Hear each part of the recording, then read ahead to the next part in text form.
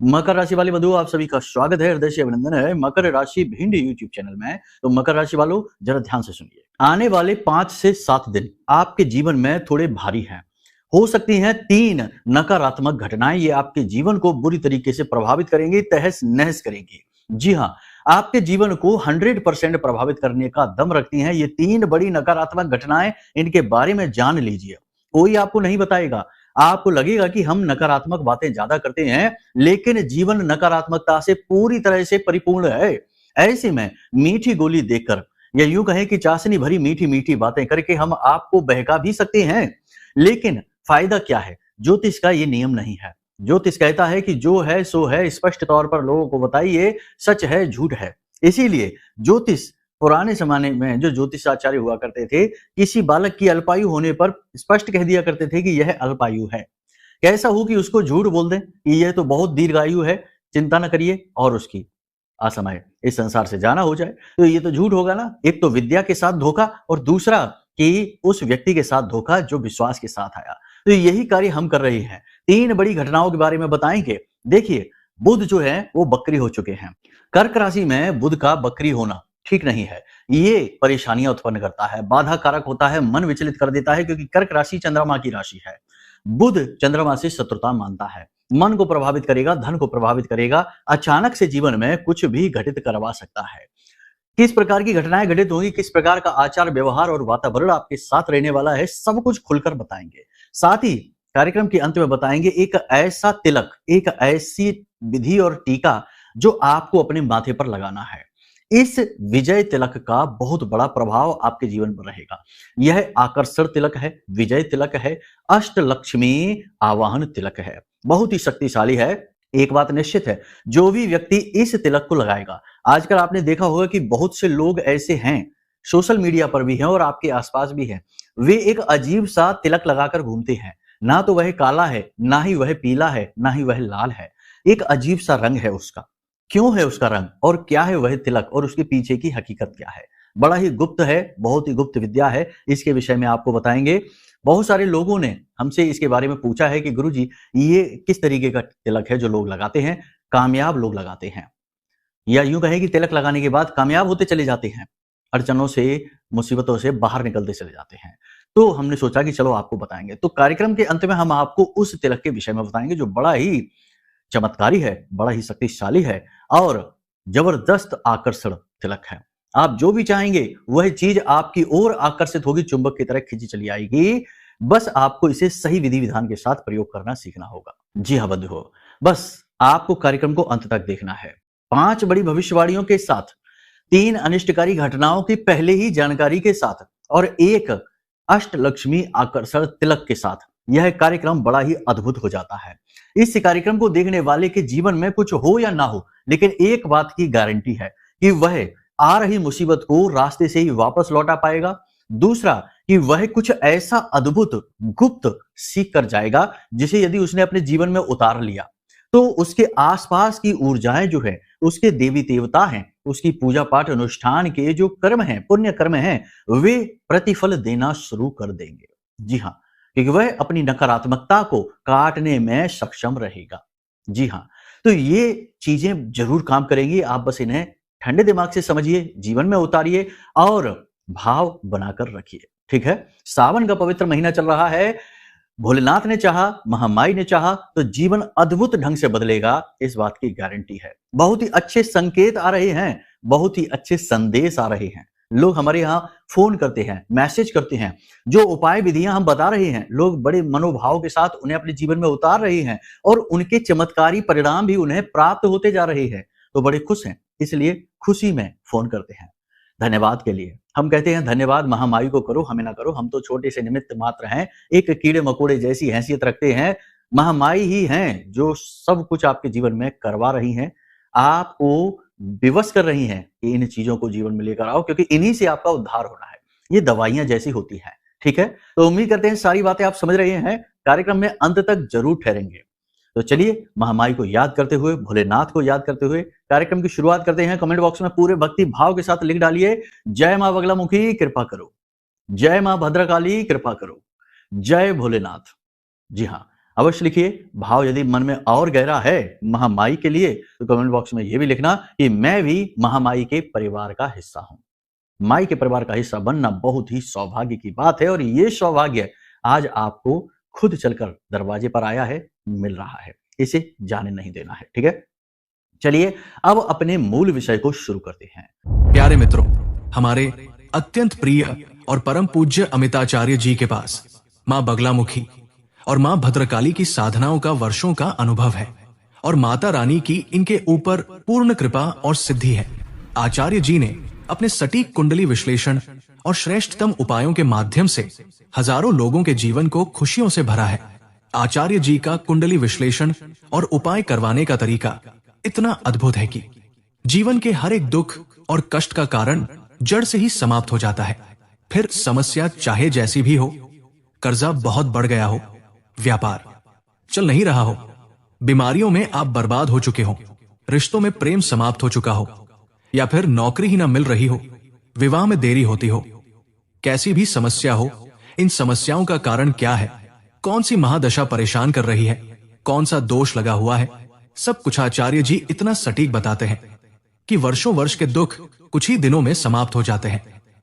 अगर आपके जीवन में भी कोई ऐसी संकट की घड़ी है तो यही सही समय है जब आप पूज्य आचार्य जी के हाथों से अपनी कुंडली का विश्लेषण करवाएं और वर्षों से चल रहे दुखों और संकटों के इस चक्र से बाहर निकल जाए। प्यारे मित्रों, अभी वीडियो में दिए गए नंबरों पर फोन करिए और अपनी कुंडली का श्रेष्ठतम आकलन करवा डालिए। जिंदगी बदलने का ये सबसे बड़ा मौका हाथ से मत जाने दीजिएगा। जय माई की, महामाई आपका कल्याण करे। सबसे पहले भविष्यवाणी की बात करते हैं। 5 बड़ी भविष्यवाणियां, कुछ शुभ, कुछ अशुभ, कुछ अच्छी, कुछ बुरी। देखो, जो होगी स्पष्ट होगी, कहेंगे स्पष्ट तौर पर। हो सकता है कि कुछ चीजें आपके जीवन में घटित हो ही ना, कुछ चीजें आपके जीवन में घटित हो जाएं। ज्यादातर 70 से 80% तो भविष्यवाणी आपके जीवन से मैच करेंगे, लेकिन कुछ हो सकता है ना भी करें, क्योंकि ये आपकी कुंडली का विश्लेषण नहीं है, ये आपकी राशि का विश्लेषण है, ग्रहों की चाल का विश्लेषण है। इसलिए कुछ अलग भी हो सकता है। विशेष तौर पर अपने बारे में जानना है कि आपके जीवन काल में खास तौर से चल क्या रहा है, तो उसके लिए कुंडली विश्लेषण कराइए, ठीक है? नंबर वीडियो में दिया गया है। तो चलिए सबसे पहले ध्यान से सुनिए। देखो, स्थिति कैसी रहेगी? स्थिति ऐसी रहेगी अगले 5 से 7 दिनों में कि आप बाहर से तो शांत दिखाई देंगे, मुस्कुराते हुए दिखाई देंगे, बिल्कुल ही कूल, एकदम ठंडे दिखेंगे, लेकिन अंदर घमासान होगा, मन में द्वंद्व होगा, किसी बात को लेकर विचारों में उथल पुथल मची होगी, मन अशांत रहेगा। बाहर से आप ठंडे दिखाई देंगे, अंदर से आपका मन खौल रहा होगा, विचारों की भाग दौड़ लगी होगी, कुछ जोड़ रहे होंगे, कुछ घटा रहे होंगे, कुछ योजनाएं बना रहे होंगे, कुछ लेन देन के बारे में विचार कर रहे होंगे, कर्जा कैसे चुकाए इसके विषय में, व्यापार कैसे बढ़ाएं इसके विषय में, धर्म आध्यात्म में कैसे जाएं इसके विषय में, कुछ ना कुछ चलता रहेगा मन में। तो कहने का मतलब यह है कि आप दिखेंगे जैसे वैसे अंदर से नहीं। दूसरा कि आप किसी काम पर फोकस नहीं कर पाएंगे। जी हाँ, इसका बुरा प्रभाव आपके जीवन पर पड़ेगा, आपके काम पर पड़ेगा। मन कहीं और, तन कहीं और की स्थिति में आप रहेंगे। ये स्थिति अच्छी नहीं है। किम कर्तव्य विमूढ़म की स्थिति है, ये आपके जीवन की बाधक होगी, इससे बाहर निकलने का प्रयास करें, ठीक है? पहली चीज तो ये। दूसरा, कर्ज लेने वाले लोग आपको परेशान करेंगे। जी हाँ, कर्जा परेशान करेगा, लोग फोन करेंगे, अगले 5 से 7 दिनों में फोन करेंगे, टोकेंगे, रोकेंगे, लांछन लगाएंगे, आरोप लगाएंगे। कर्जा ना चुका पाने की वजह से आपको पीड़ा होगी, कष्ट होगा। हालांकि आप अपने दिमाग में गणित खूब लगा रहे हैं कि इसे कैसे चुकाएंगे, क्या करेंगे, क्या नहीं करेंगे, लेकिन समय सीमा से बाहर जा चुके हैं, इसलिए लांछन लगेंगे, इसलिए पीड़ाएं बढ़ेंगी, दबाव बढ़ेगा और इस वजह से आप थोड़े से मन से दुखी रहेंगे और मन खराब भी रहेगा। होना ही चाहिए क्योंकि स्थिति ही ऐसी है, दुर्भाग्य ने ऐसी स्थिति में लाकर खड़ा किया, लेकिन कोई बात नहीं, आप इनसे बहुत जल्दी बाहर निकलेंगे, ठीक है? तीसरी, नौकरी करते हैं तो कार्यस्थल पर किसी प्रकार की गलती करेंगे, कोई ऐसी गलती करेंगे जिससे उच्च अधिकारियों की डांट खानी पड़ेगी और जो आपके शत्रु हैं, जो आपके सहकर्मी हैं, उनमें ही आपके शत्रु छुपे हैं, आपसे नफरत करने वाले लोग छुपे हैं, वे इस बात का लाभ उठा लेंगे। आपको नीचा देखना पड़ेगा। कहने का मतलब यह है कि मान सम्मान में कमी आ सकती है। हालांकि कार्यस्थल पर इसका बुरा प्रभाव नहीं रहेगा, लेकिन आपको खुद को अच्छा महसूस नहीं होगा, ये बात है। तो थोड़ा सा अलर्ट रहिए, काम पर फोकस करिए। हमने पहले ही कहा है कि ऐसा रहेगा कि मन काम में नहीं लगेगा, एक जगह फोकस नहीं बनेगा। एक अजीब सा मन में द्वंद्व बना रहेगा जिसकी वजह से फोकस की काबिलियत कम हो जाएगी। ठीक है, तो इस पर थोड़ा सा ध्यान देने की जरूरत है। देखो, जो बातें हम आपको बता रहे हैं, ये बातें आपके जीवन काल में घटित हो रही हैं। अब जरूरत है कि किस प्रकार से इनसे हम लड़ें, इन्हें हैंडल करें और इनसे बाहर निकले। आजीवन तो इस प्रकार की स्थिति में रह नहीं सकते, तो वही हम आपको समझा रहे हैं। अपने मन पर नियंत्रण रखिए। जिन कार्यों को आप कर सकते हैं, जो आपकी सीमा में हैं, आपके काबू में है, केवल उनके बारे में विचार करिए। आपकी सीमा से बाहर की चीजें हैं, उन चीजों पर से अपना ध्यान, अपना फोकस हटा दीजिए। वे केवल और केवल आपको परेशान करने के लिए आ रही हैं। ठीक है, समय आने पर उनका अपने आप समाधान होता चला जाएगा। अभी के लिए आज आपके सामने जो है, जैसा है, बस उसी चीज पर अपना ध्यान रखिए। ठीक है, अगली भविष्यवाणी ये है कि आपका अपना ही कोई एक ऐसा व्यक्ति है जो इस प्रकार की भाषा शैली, इस प्रकार के कठोर शब्दों का प्रयोग करेगा जो आपके दिल को चुभेंगे। और इस बात की बहुत अधिक संभावना है कि वह आपका अपना जीवन साथी, आपका अपना प्रेमी, आपका ही अपना कोई खास होगा जो आपके दिल को दुखाएगा, कठोर शब्दों का प्रयोग करके आपके मन को परेशान करेगा, आपकी भावनाओं को नहीं समझेगा, आपकी भावनाओं को ना समझते हुए उन्हें रौंद डालेगा। और ये स्थिति आपके लिए बहुत पीड़ादायक रहेगी। देखिए, आप एक ऐसे इंसान हैं कि जिससे भी प्रेम करते हैं, बहुत ज्यादा करते हैं, हद से ज्यादा करते हैं, उसके सुख में ही अपने सुख को देखने लगते हैं। और होता एकदम इसका उल्टा है कि जिनके साथ आप गहरा रिश्ता बनाते हैं, जिनके साथ आप गहरे प्रेम में होते हैं, वही लोग ना जाने क्यों आपके पीछे पड़ जाते हैं, आपको परेशान करने लगते हैं, लांछन लगाने लगते हैं, आपकी जगह जगह पर बेइज्जती और अपमान भी करने लगते हैं। तो ऐसी स्थिति आपके लिए दुखदायी रहेगी और ये स्थिति रहने वाली है अगले 5 से 7 दिन।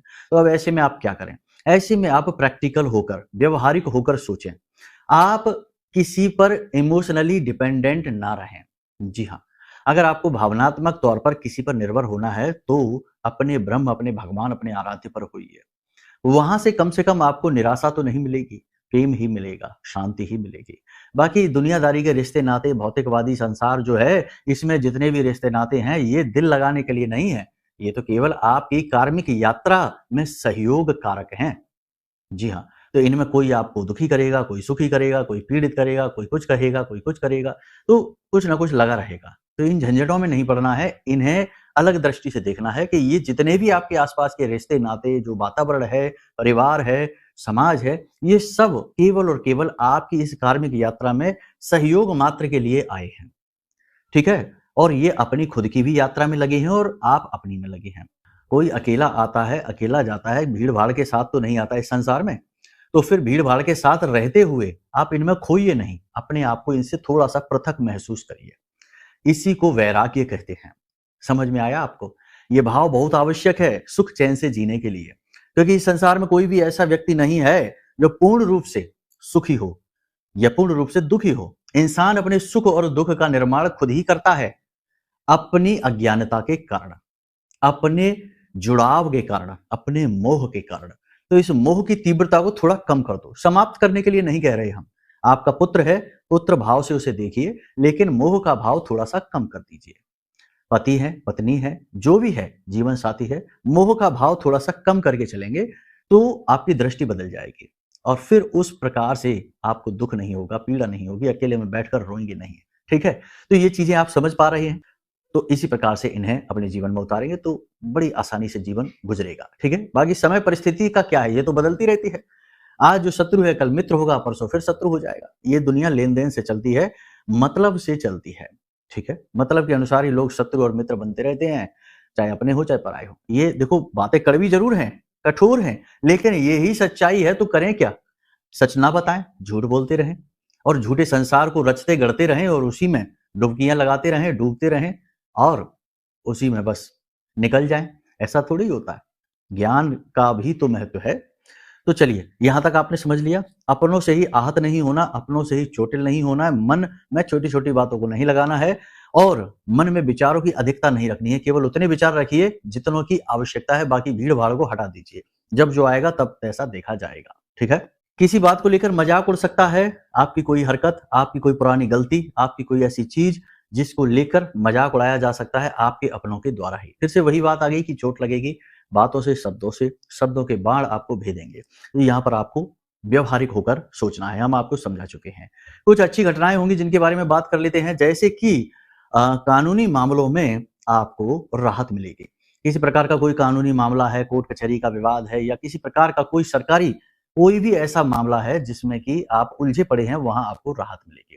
लेकिन स्वास्थ्य की दृष्टि से यानी कि अचानक होने वाली घटना बंद नहीं होगी। कुछ ना कुछ अचानक ऐसी घटनाएं घटेंगी। कैसी? कि अचानक से आप फिसल सकते हैं, चोट लग सकती है, गिर सकते हैं कहीं से ऊंचे स्थान से, तो उससे भी चोट लग सकती है। वाहन आदि से भी छोटी मोटी दुर्घटना ही सही दुर्घटनाग्रस्त हो सकते हैं।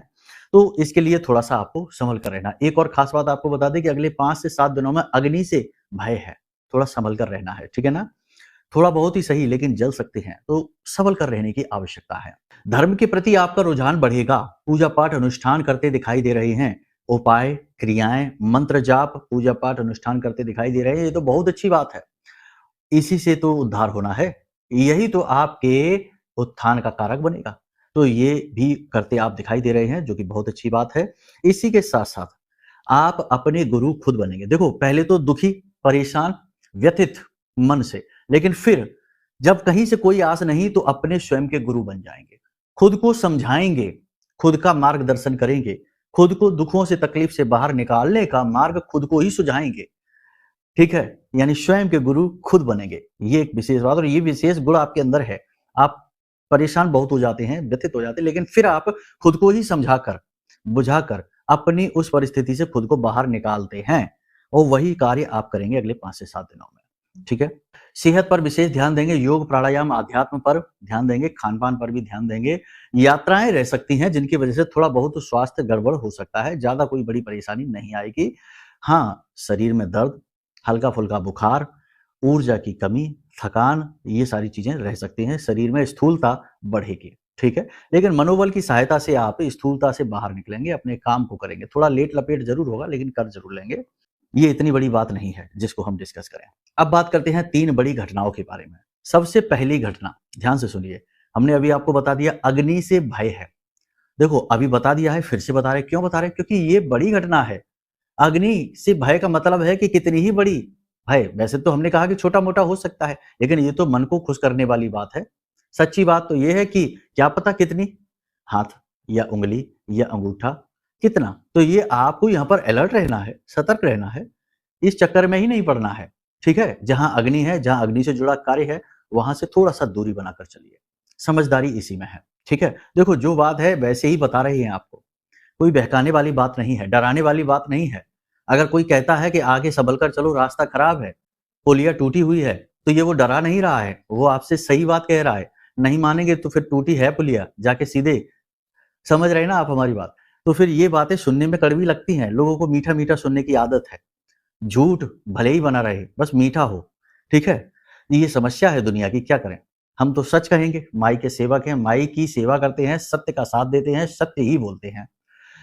समस्या ये है कि इस कलयुग में सत्य रूखा सूखा कड़वा हो गया, सुंदर भी नहीं रहा। ये समस्या है। दुर्घटना का भय है, वाहन संभल कर चलाना है। स्थिति लंबे समय से ऐसी ही बनी है, अभी भी बनी है। वाहन संभल कर चलाना है, ना चलाएं, ज्यादा बेहतर रहेगा अगले 5 से 7 दिनों में। ठीक है? शत्रु भय है, शत्रु परेशान करेगा, शत्रु प्रबल होगा, कार्यों में सफल होगा, परेशान करेगा। तो आपको क्या करना है? 3-4 तरीके से सावधानी रखनी है। किसी के घर जाकर भोजन नहीं करना है, किसी के द्वारा दी गई चीज का वो खाना नहीं है, पहनना नहीं है, धारण नहीं करना है। दूसरों की चीजों से कुल मिलाकर दूरी बनानी है, दूसरों से थोड़ा सा दूरी बनानी है, ताकि कोई तंत्र मंत्र ना कर सके, कोई नकारात्मक ऊर्जा ना आपकी तरफ भेज सके, ताकि कोई किसी प्रकार की साजिश षड्यंत्र ना रच सके। क्योंकि आप हैं भोले भाले इंसान, आप नहीं समझते ये टेढ़ी मेढ़ी उल्टी सीधी दावपेच वाली बातें। ठीक है? आप तब समझते हैं जब आपके साथ ये घटित हो जाती है, तब आपको समझ में आता है कि क्या घटित हो गया, आप कैसे बच सकते थे। लेकिन वो बुद्धि भगवान ने आपको दी नहीं है टेकड़मबाजी वाली, आपको बुद्धि भगवान ने सीधी सरल दी है। इसलिए आपको दुख ज्यादा है, कठिनाइयां ज्यादा हैं।